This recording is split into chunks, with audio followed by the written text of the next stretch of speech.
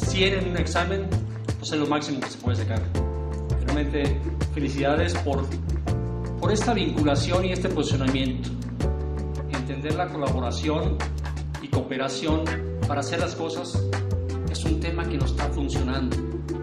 Es un tema que estamos creyendo todos. Es un tema que, platicando con el ingeniero Alonso Ulloa, es un tema que empuja a través de la clusterización, a través de la cooperación, de la academia, de la iniciativa privada y de gobierno. Es una fórmula que nos está funcionando y nos está funcionando bien.